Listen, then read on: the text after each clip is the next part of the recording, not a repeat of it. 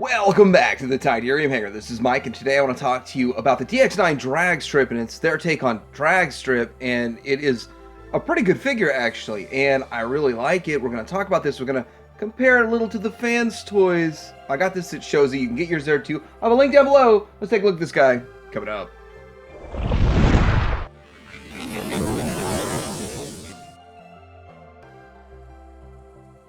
So here's a quick look at the box, and it looks kind of crazy. Just strange DX9 artwork, the way they do it, which is interesting. It's completely different. Now, I do want to say the fact that they actually use the G1 name Dragstrip. A lot of people feel like that's why DX9 is ducking out of the race here and kind of not making any more new figures. I don't know. I cannot confirm or deny that. It's just like theory floating around. But anyway, this is the back side of it. Kind of has some line drawings and stuff, but yeah, there's the box. Alright, so let's take a good look at this guy. I actually think this is a pretty nice looking figure overall.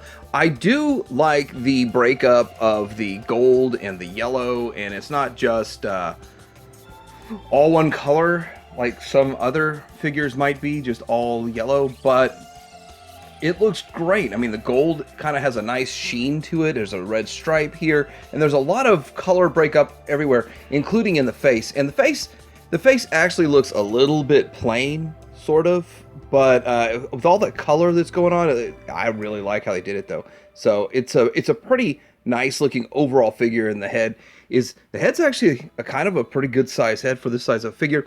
The engine mounts in there just fine. Some people feel like it's a little too high. Maybe it should be lower for the character. And getting down, just he's pretty clean bot too overall. The feet to me are probably a bit of an eyesore in a way, but we're gonna get into the feet here in just a bit in articulation. From the back, he is clean, really clean from the back. I mean, these two pieces that kind of look like a small backpack, they actually give him a little bit of dimension, because if they didn't do it like that, how skinny and flat would this guy be? But overall, yeah, just a great looking figure. So let's go ahead and get into articulation. So checking out his articulation, you've got the head goes down just a bit, and it goes up like that, side to side, more or less ball joint type. And shoulder goes all the way around out here. So there's no ratchet in the shoulder, that's just fine. These wheels, there's a way you could have it displayed whichever way you want. You can have it displayed like this, or you can have it displayed like this, like G1. So either way. But we have a bicep rotation there. We have single jointed elbow, and we got hands that move. And let's see, these hands, I think for the transformation to make it work, they made them really skinny. Oh, come on, get those fingers out of there. And you have a pointer finger that's independent and 3 fingers. And they're really skinny, and he's trying to get you there with that pointer finger. Gotcha. But I think it's just for the transformation and all that. But yeah, they are real skinny, kind of like, I don't know, lady hands or something. I don't know, but they don't really work all that well. But anyway, they get the job done for what you need to hold a gun, right? Okay, we have an ab crunch. We have the waist swivel, unlike Starscream. Okay, and we have no ratchet, but it kind of works up like that, and not quite to the 90 that way, 90 this way. You have the thigh swivel. Now this knee, okay, so the knee is really high up there. So I mean, that might be a problem for some people. The knee is pretty high, so that's kind of a downside to this guy. And then getting down to the feet. Now talking about these feet here, this is a strange part. You've got the heel spur, which is the exhaust, and you got to get them kind of right to work. I thought it was kind of odd when I first just had it ready to go and I took it out. I couldn't get them to stand right. You know, I felt like he was going to fall over until I started playing with this and getting this adjusted. So I started adjusting all of that, and once I started doing that, it started to be a lot better. So there's options to make them stand better, and actually it's tight enough even without any ratchets to hold them up. So I guess you can probably get all that you want out of it. And then there's side to side, and that is also included in the transformation and all that stuff, but it's there, the rocker. So You can get a little bit of articulation from this guy. Probably not the top level of articulation, but everything I need. Okay, bringing in a couple of options here. Now, this is just a standard carbot. That's Prowl. And the thing about it is that's about the size of the X-Transbots ones. So you kind of get an idea of what the X-Transbots would look like without me having to take that fun playtime figure apart and pull a limb off of it. But looking at it over here, this is the Fanstoys version of an aerial bot. That's Iceman.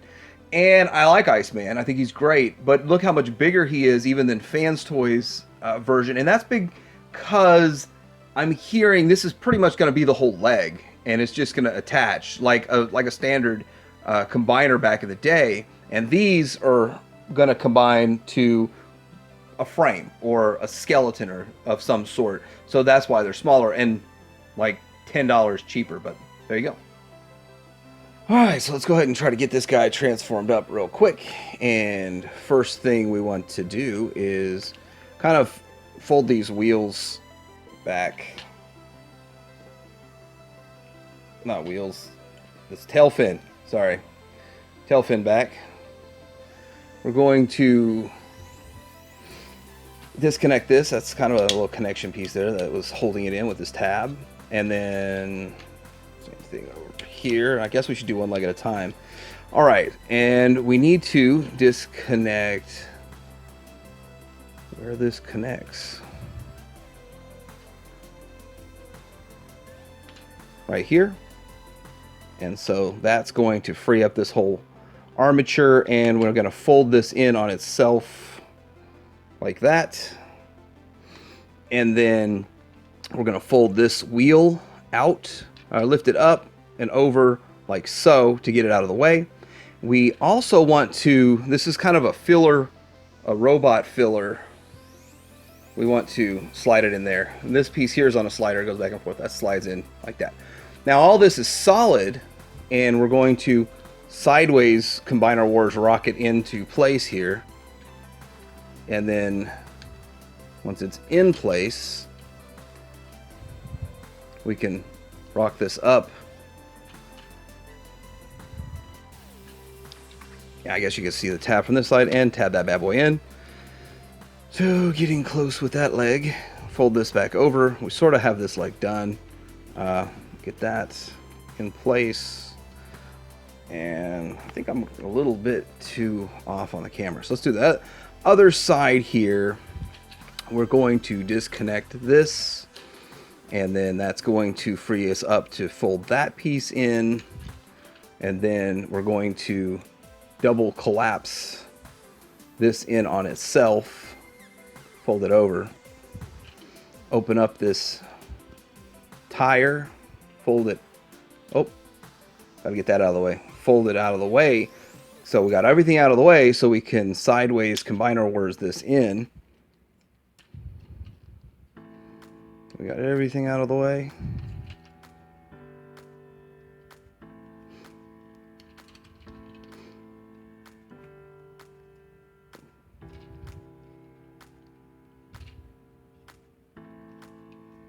There we go. And then we can bring this back up, plug it in. There's a tab that goes into that slot. Okay, why am I not getting that? Oh, it's just rotated slightly off. Okay. And then we can fold this piece back. We got these two pieces. The legs can sort of collapse on each other here in just a second. Now we're just kind of slotting them in, the legs into each other, and it does feel kind of strange when you do it, but it's slotted in like that. Fold these side pieces down, and then let's get the arms up out of the way there.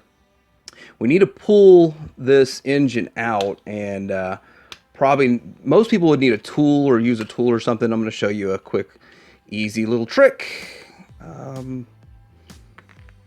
Something fell off there. Screw hole cover fell off, but let's go ahead and get these side pieces in place. It doesn't really matter in order on how you put the side pieces in place. So there they go. And as you can see, for me, hold on a second.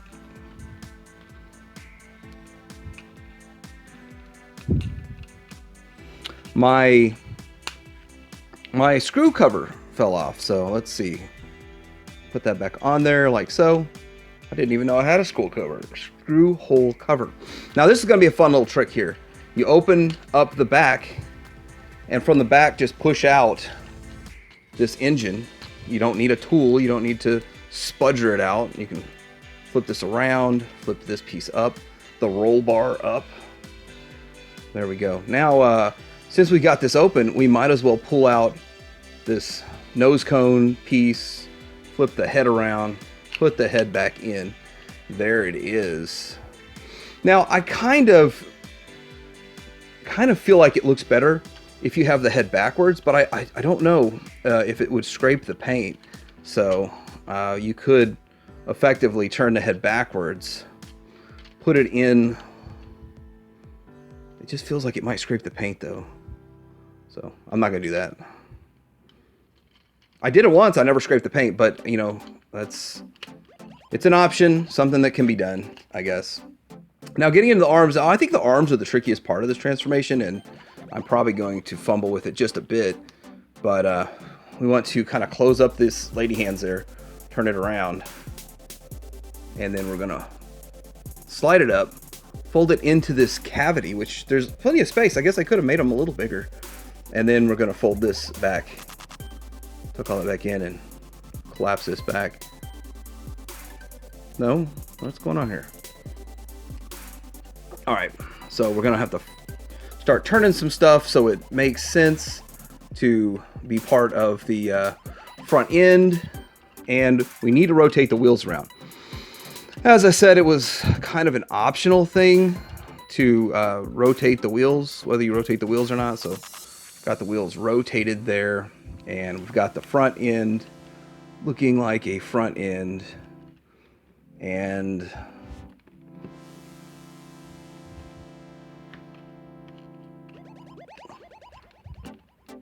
sort of like so. Okay, let's go ahead and get the other side so we can do all this over again, the fun stuff.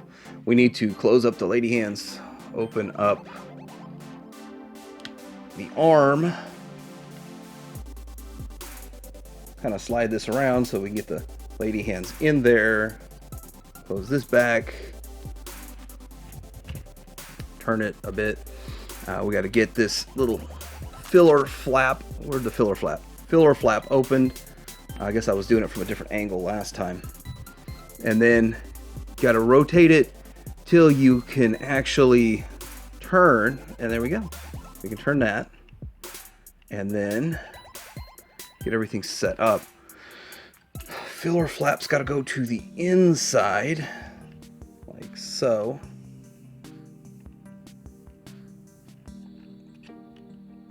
There we go. And then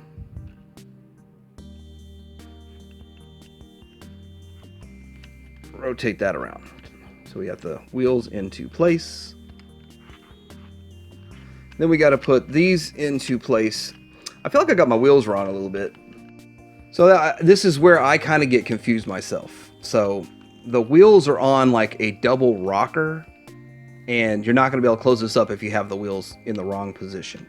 So rock them out, rock them, sock them out, and then you can get everything to line up in position. I had to stop and look at it for a second. I thought, why are the wheels not aligned right? This is not a challenging transformation so much. It's just a couple parts. You have to step back and look at it for a second and think about it.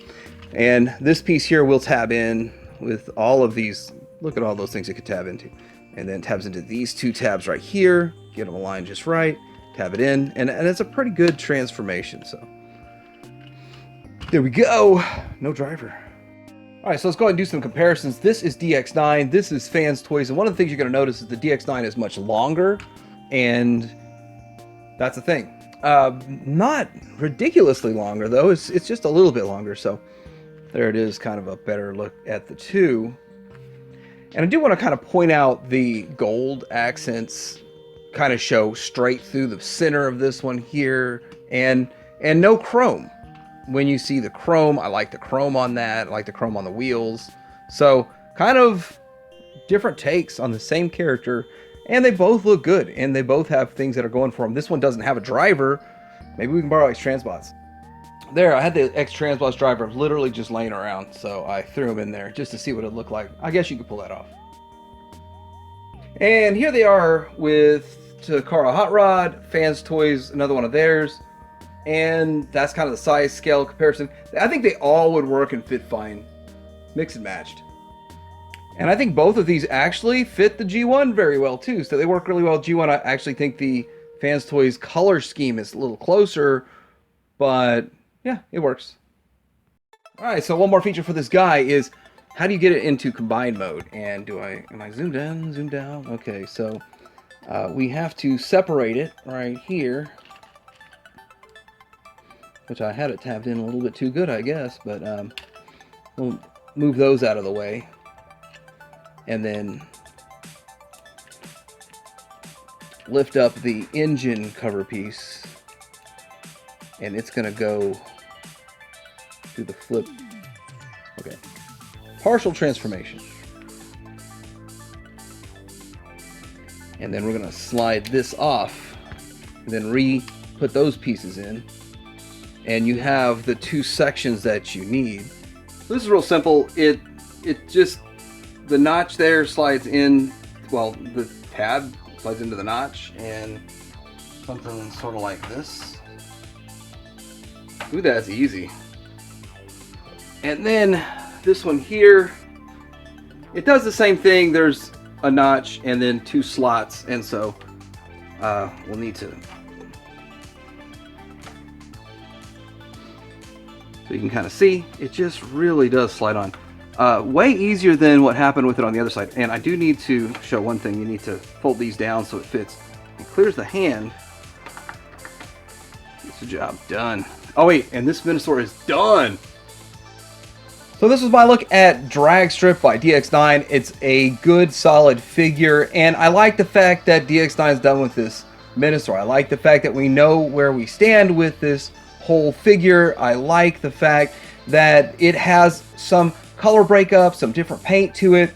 That's pretty nice, and I like that the transformation is not too bad. It's not too challenging, and it's challenging enough to make it worthwhile, and everything works on it, so it works great. He's got some flimsy little lady hands, which doesn't really bother me when he's holding a gun, and just kind of, if he doesn't have a gun, it looks silly. And he's got a few other minor drawbacks with the feet, but other than that, a pretty solid figure. I really like it. I have a link down below where you can get yours at ShowZ. Like and subscribe, and Titanium Hanger out.